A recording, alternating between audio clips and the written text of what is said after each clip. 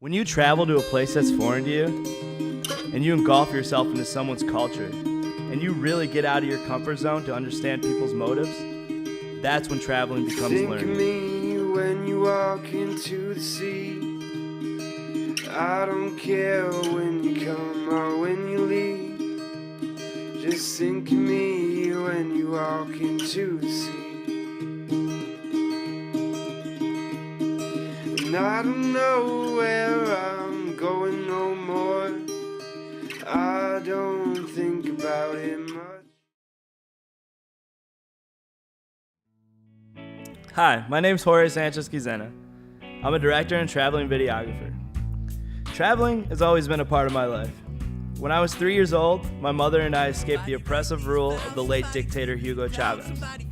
My mother still speaks till this day of the Venezuelan coup attempts of 1992, where the Bolivarian revolutionaries, led by Hugo Chavez, drove their tank into what we would know as the Venezuelan White House, and called upon a state of arrest for the whole country of Venezuela. At this time, I was only 1 year old. It's been 21 years since the Great Migration to America, and the American dream has been nothing but good to me. It has fueled my passion to adventure and explore all the different cultures that this country has to offer. My latest adventure led me to San Francisco to meet up with my good friend and traveling companion, Cameron Smith. Is that in focus? Yeah, you have to like press halfway down for it to become focused and shit. See that? Yeah. Is it recording?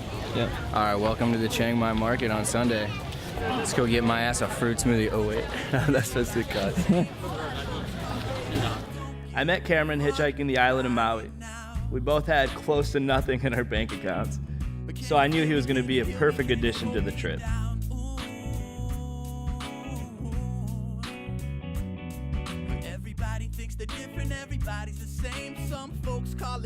San Francisco, or as we know it, the city on the bay, is home to people of all different walks of life. Some people say this place is where the different come to coexist, making this place known for its rich culture and exotic nightlife. The cheapest way to get around the city is the BART transit, so Cameron and I bought a couple tickets and took a trip down to the Giant Stadium for the World Series parade. What we were thinking is what she was. We couldn't figure it out. What is she? Some pink octopus or something? I don't know. Not the battery, but the one in front of her. It was Cam and I's first trip to San Francisco, so we didn't know much about the city at all. But what we did know is that the people in the city were diehard about their sports. So when we did run into some of these Giants fans, we knew we were in for a good time. And we're just like, Giants, baby! You would have thought these guys would have been too drunk to hold a conversation because they had been drinking since 7 in the morning. But I actually got more out of them than I ever would from a 30-minute ESPN special. We got sports left and right. I love my fucking sports. We got hockey. I love it. The only thing we can all agree on is hockey. Baseball. You know, there's people from all over the place, so you know. But here, if you don't like the Sharks, then you're pretty much an outcast. Yeah, right, there's a Giants fan. Get the fuck out of my sight. You can be a Raider fan. Get the fuck out of here. here. You know, I'm a Raider fan. Yeah. So that just now it's just bad blood. Yeah. They were friends for a second. We were friends, but now all of a I'm like, sudden, dude. oh, you want to fight? Oh, okay. I'm like, dude, tell the truth. You don't like baseball? Get the fuck out. Get the fuck out. As we seem relatively disinterested in all this. She doesn't know. She's not a sports fan. She doesn't know. You don't like sports ball at all? She doesn't know what's going on too. She stands there and looks pretty. I guess the thing that I like the most about these kind of things is sports bring people together. It's like a community. I think that's what's really the most beautiful thing about it. Sadly, there's like sometimes fighting and whatnot, but a lot of times people just really get together and they enjoy each other. Let's go Giants!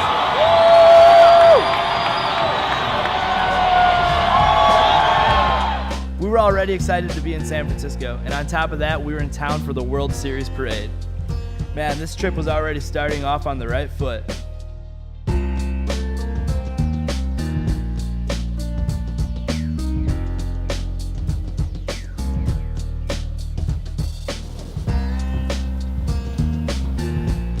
Where's our room at? There's a shower. There's a shower. Shower. Oh, that's a nice view. 8 10, 11. What was our number again? Oh, 2E. So I was going up from here. This way. Not that way. Can't be downstairs because that was room 1. So There's a sauna. okay, yeah. There's a sauna, bro. Dude, but This place is perfect. Okay. Yeah. Here we go. Here we go. Found it. You want to do the honors? You want me to do the honors? You want to do the honors? I can open it. All right.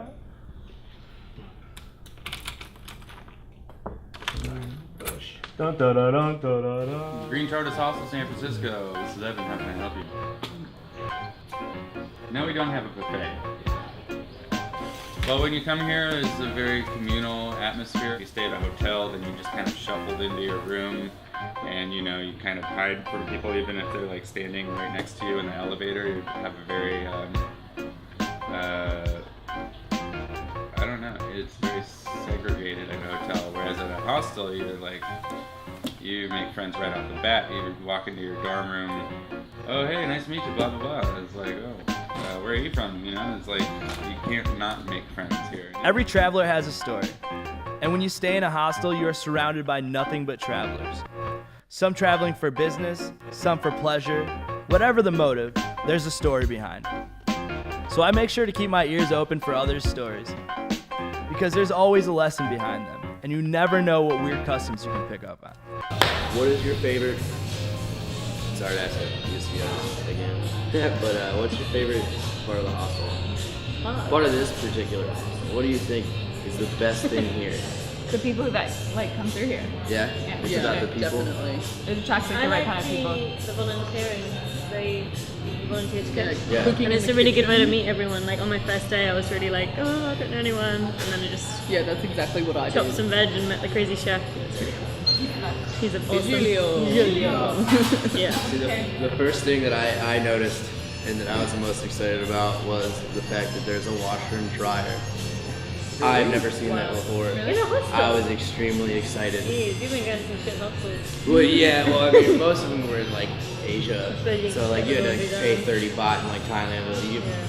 But yeah, this, Well, a dryer is like a kind of luxury in Australia. We don't really use dryers. yeah, Good. It's really weird to like put my clothes in a dryer. yeah.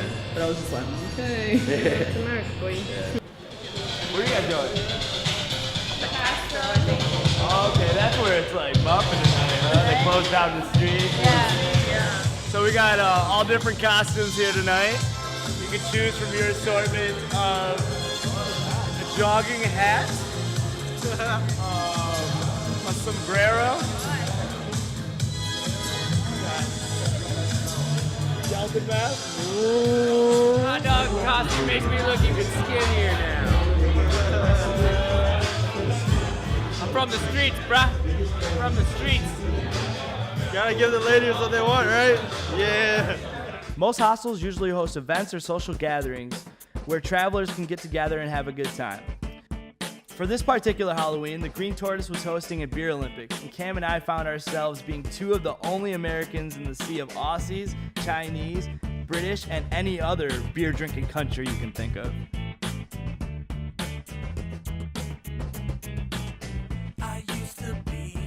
Bars are always a little expensive, so I bring in a little something for myself. So I guess how this game works, if you slide a cup across the table, it lands in the yellow square, you gotta drink. This landed in the yellow square, I guess I have to drink.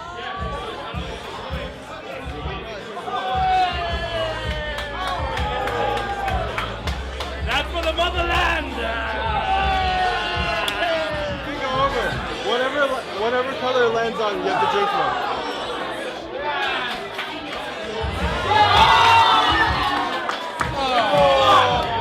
Fuck! Wait! Hot diggity dog! Well, it didn't look like Cameron and I were very good at push cup, but it was only the start of what was going to be a crazy night. It's such a beautiful world. It's such a beautiful world. So find something good in the ugliness, right? Her body aching for my joint since she hit it last night. It's the butler.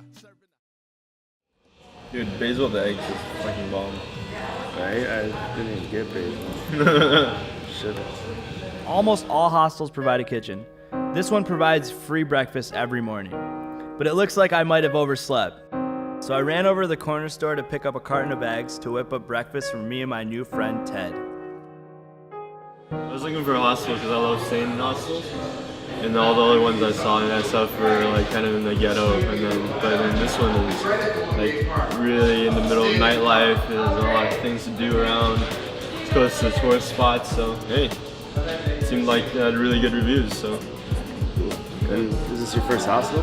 No, I've been to Taiwan, been to hostels in Cambodia, went to Cuba as well, stayed in hostels, and every time you just meet like people like you just meet people from like all walks of life, and it's a chill time. People are really skeptical of sharing rooms, you know, just because of security of stuff. Do you think you have that problem here? No, not really. I mean, I chose this place because it was safer. I mean, it's not the people that you travel that you really have to worry about. It's kind of the people in the city or where you're at. But I think people are generally good all over the world, so I don't overthink it. I think most people have your best interests at heart, no matter where you go, no matter how screwed up that country that you're in would be. So what do you like about San Fran so far? Still a lot to discover, but just diversity.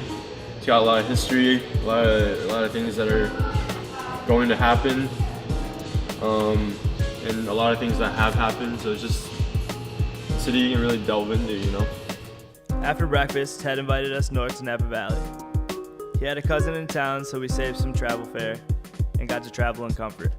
We just made the trip up to Napa Valley. We just got to Robert Mondavi Winery and just got our pins. About to go on the tour. Get to be fancy today.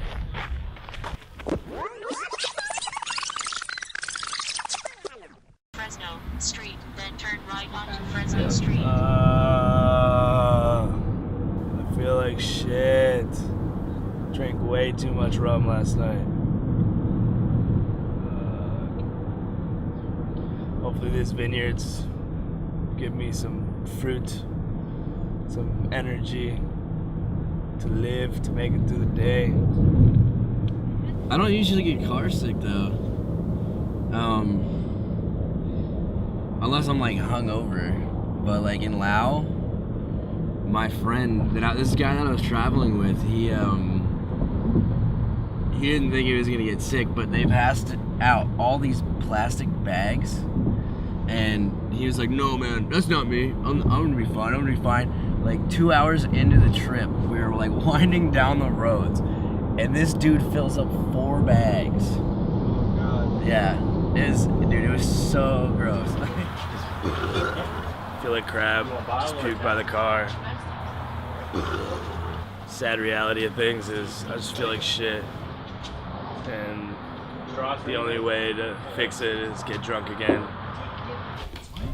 By the way, if you don't like being charged for ATM fees, Charles Schwab doesn't charge you anywhere in the world. Really? Yep. That's why I got it. And it's funny, the second week I was in Thailand, I lost it. And I couldn't get it until I was in Australia, which was like a couple months later. There you go. There you go. Here's your ticket. Sweet, thank you. Okay, you're good. Right out here in the front of the archway. Do we get to keep these? You do. So you get badges. Cool. Have fun. Enjoy. Thank you. Did they just go Within this vineyard, there's 450 acres. There are 90 different blocks of grapes. A block would be something like, in a garden, a block of carrots or a block of cucumbers. 30 different varietals or clones. And the vineyard runs basically from the end of the fermentation cellar out to the mountains and then all the way down to Yountville, which is about 4 miles. So it's quite large, and it's one of the most famous vineyards in the world. Our tour guide Dick was the man. He knew everything you need to know about wine. And especially in this vineyard, one of the most famous vineyards in the world. But as interesting as all this was, I just really wanted to get to the tasting to see if I could really cure this hangover.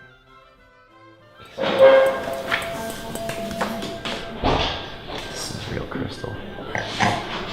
So we just learned the 4 steps of how to drink wine. You have to check it out in the light first.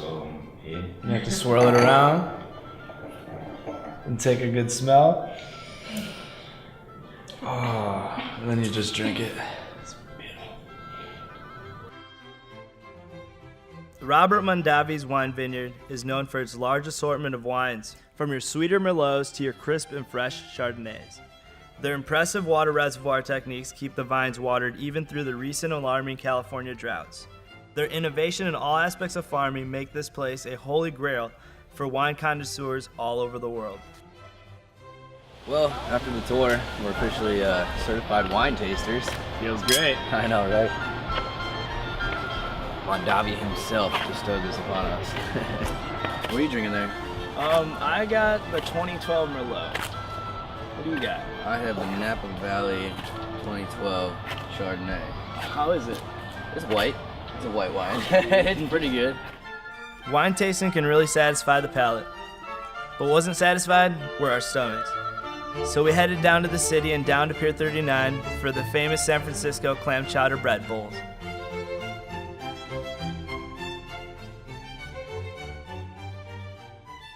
Howdy fellas, welcome to Chowder Kitchen. Thanks, man. My name's John, I'll be your server today. Cam is from Baltimore, and people from Baltimore know their crab. So I was curious to see what Cam thought about the San Francisco clam. Because if he thinks it's good, then it must be good. That is like banging. You like it? Yeah. So would you prefer the crab over the clam? I might go crab. You might go clam, and then we'll just... I'm going clam. Yeah. Sourdough is a common comfort food for residents in the Bay Area. Its unique tangy taste comes from its pre-baking fermentation process that creates natural occurring lactic acids, strains of wild yeast, and copious flavors. Its thick crust and soft, chewy inside has helped it accommodate its common use as a bread bowl. 3.5 million loaves are baked each week in San Francisco alone. If that gives you an indication of how much the people in this city love their sourdough. The chowder here at the Chowder Hut is made from a recipe predating back to France 145 years ago. So we were excited to try it out.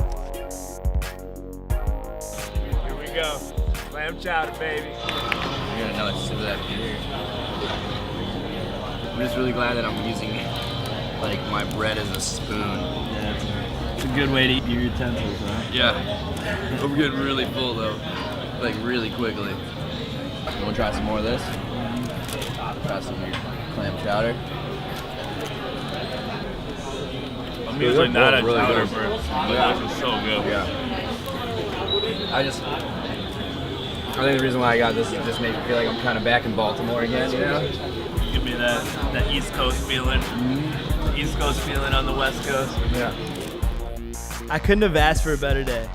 Even with it starting with one of the worst hangovers of my life, we still got to spend a day in one of the most prestigious vineyards in the world, up in Napa Valley, and then got to make it down to San Francisco's Fisherman's Wharf to enjoy a 145-year-old French chowder recipe.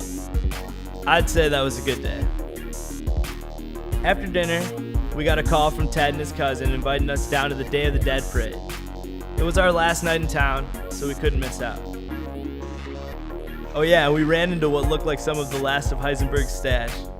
Wouldn't you like to know what we did with it?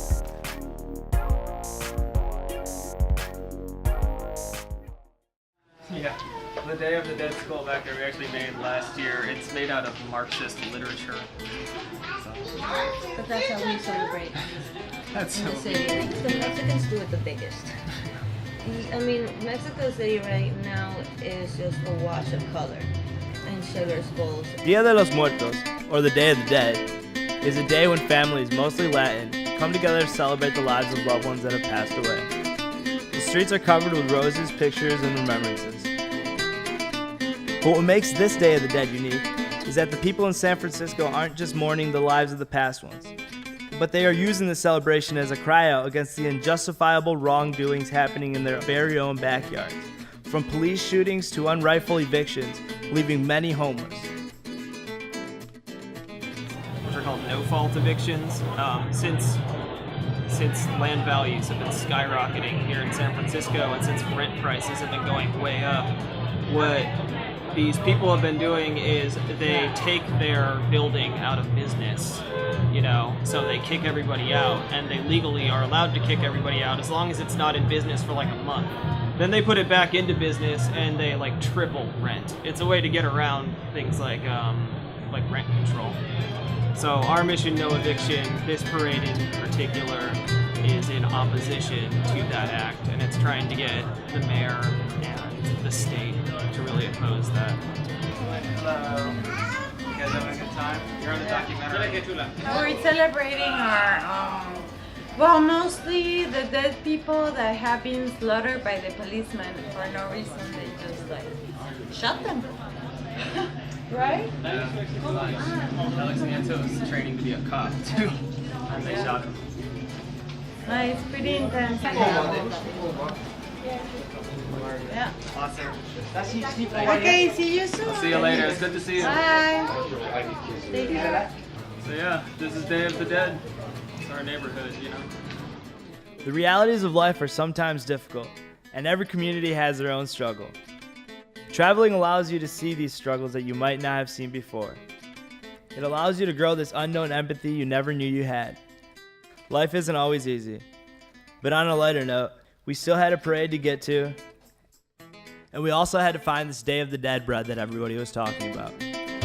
So the bread, like that's where, okay, so the bread The parade is inspired by the bread. Where does the bread, how The does bread the bread is an come? offering, and that is precision. Okay. Is simulated offering. Alright, cool. Do I just grab it myself? Yeah. Okay. Oh, it smells like a donut. It smells good.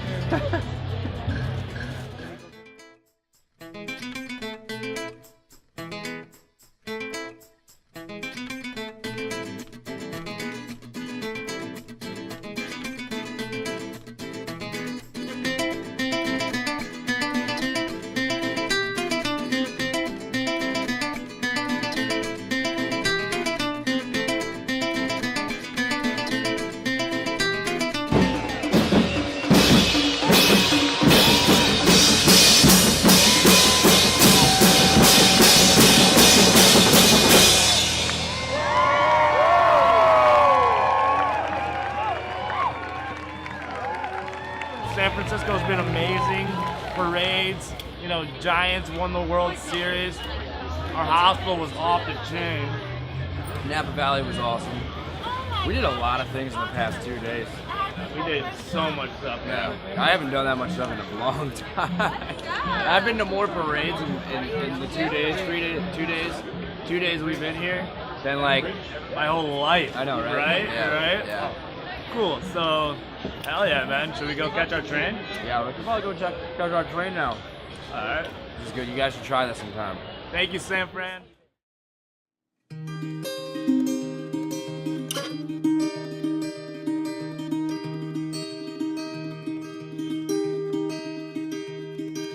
Think of me when you walk into the sea. I don't care when you come or when you leave. Just think of me when you walk into the sea.